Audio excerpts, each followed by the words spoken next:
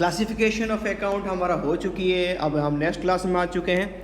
अभी देखो हम क्या पढ़ेंगे, ऊपर दिख रहा होगा तुमको गोल्डन रूल ऑफ अकाउंट्स। इसको और भी क्या बोलते हैं, rules of debit and credit. ठीक है, देखो क्या क्या पढ़ने वाले हैं एक बार रिव्यू देख लेते हैं, फिर हम डिटेल्स में करेंगे डिस्कस। चलो देख लो।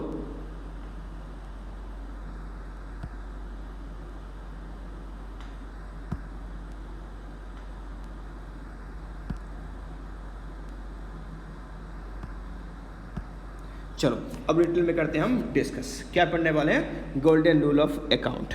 तो यहाँ पे पहले क्या लिखा है, यहाँ पे इंक्रीज इन एसेट्स कौन सी बैलेंस होगा तुम्हारा, डेबिट बैलेंस। तो ये डेबिट का शॉर्ट फॉर्म में डीआर। ठीक है, increase in assets debit balance, decrease in assets credit balance. पहले समझते हैं। अब देखो एसेट्स बढ़ गया तो डेबिट बैलेंस होगा। अब पूछा क्वेश्चन कि एसेट्स बढ़ेगी कैसे। अगर देखो हम परचेज करें एसेट्स को, बाइंग करें एसेट्स को, हम बाई कर रहे हैं तो जाके एसेट्स बढ़ जाएंगी हमारी। तो in case of purchase assets तो हम क्या करेंगे, एसेट्स की वैल्यू हमारा बढ़ गया तो ये कौन सी बैलेंस में शो होगी, डेबिट बैलेंस में। ठीक है, परचेज करने पे एसेट्स की वैल्यू बढ़ती है, यहाँ पे याद रखना। परचेज और बाइंग करने पे एसेट्स की वैल्यू एसेट्स की वैल्यू नहीं बढ़ती, एसेट्स इंक्रीज हो जाती है। ठीक है, हमारे पास था नहीं, फॉर एग्जाम्पल हमने एक न्यू मशीन लाया, हमारे पास पहले मशीन थी 10 लाख की, 10 लाख की, हमने 2 लाख की फिर मशीन लेके आ गए, तो अभी कितने की मशीन हो गया हमारे पास, टोटल 12 लाख की होगी मशीन। तो इसी ये हमारा मशीन की वैल्यू क्या होगी, मशीन की इसकी बोलते हैं, मशीन की वैल्यू बढ़ गया तो decrease in value of assets, जिसको हम क्या बोलते हैं, डेबिट बैलेंस। ठीक है, और एक जैसे हम 12th में पढ़ेंगे कि रीवैल्यूएशन अकाउंट वहाँ पे करेंगे कि यहाँ एसेट्स की वैल्यू बढ़ गया तो वहाँ पे डेबिट होगी। रूल तो सेम है, बट यहाँ पे हम रीवैल्यूएशन नहीं पढ़ेंगे क्योंकि तुम बिल्कुल इनिशियली छोटे स्टेज में बच्चे हो, तुम सीख रहे हो। ठीक है, अब यहाँ पे बाइंग करेगा तो एसेट्स बढ़ेगा तो तुम इसको डेबिट करना। डिक्रीज इन एसेट्स, एसेट्स की वैल्यू कम होगी। तो यहाँ पे जो एसेट्स की वैल्यू डिक्रीज की बात कही गई है ना, ये 2 रीज़न है इसके पीछे। आइदर हम एसेट्स को सेल कर रहे होंगे तो जाके वैल्यू कम होगा। सेकंड, अगर एसेट्स की वैल्यू डेप्रिशिएट हो रहा होगा, वैल्यू डेप्रिसिएशन तो पता है अकाउंटिंग टर्म्स हमने पढ़ चुका है, तो डेप्रिसिएशन अगर हो रही होगी एसेट्स में तब जाके इसकी वैल्यू कम होगी।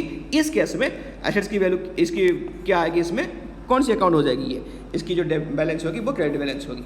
ठीक है, increase of assets debit, decrease of assets credit. Increase कब होती है, डिक्रीज कब होती है, मैंने लिखा दिया, लिख भी लिया, इसको एक बार देख लेना। ठीक है, नेक्स्ट चलो आ जाओ, फिर आ जाओ इंक्रीज लायबिलिटी केस में। एसेट्स हमने देख लिया, अब देखो लायबिलिटी के केस में इसकी जस्ट उल्टा, increase in liability, increase in liability.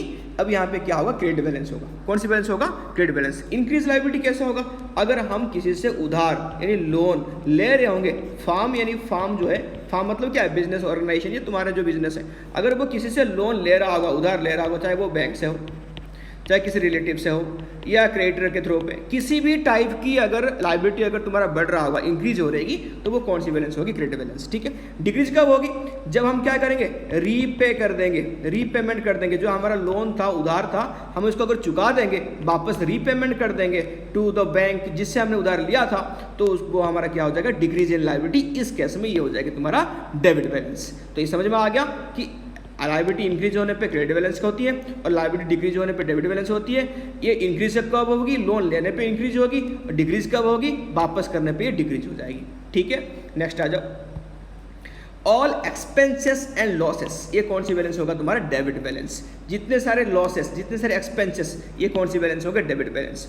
और all incomes and gains are credit balance. जितने प्रॉफिट होगा, इनकम होगा तुम्हारा, वो तुम्हारा क्या हो गया, credit balance. For example all expenses, expense की कोई एग्जांपल दे देगा, डालो रेंट, रेंट पेड हो गया, वेजेस हम पे करते हैं, सैलरी हमने पे करी, हमने यहाँ पे क्या पर स्टेशनरी के लिए सामान खरीदा, स्टेशनरी पे के लिए पे कर दिया, हमने यहाँ पे क्या कर दी, इंश्योरेंस प्रीमियम दे दी किसी को, तो लॉस हो गया, बैड डेप्ट हो गई, लॉस हो गया। तो ये सारे चीज़, जितने सारे एक्सपेंस लॉस है, वो कौन सी बैलेंस हो गया, डेबिट बैलेंस। ऑल इनकम्स, हमने सामान सेल करा तो ये हमारे क्या हो गया, इनकम होगी।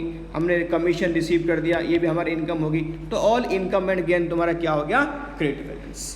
ठीक है, अब देखो इससे पहले तुमको मैंने एक छोटे से स्लाइड बना के रखी है ताकि इतने ही एसेट्स, इतने ही लायबिलिटी, इतने ही एक्सपेंसेस और इतने इनकम को अभी के लिए याद रखो, क्योंकि ऐसा नहीं कि बस इतने ही हैं, बहुत सारे हैं, बट अभी के लिए याद रखो ताकि तुमको जर्नल एंट्री करने में ईजी होगी। मेन मोटिव मेरा वही है ताकि जर्नल एंट्री तुम अच्छे से कर सको।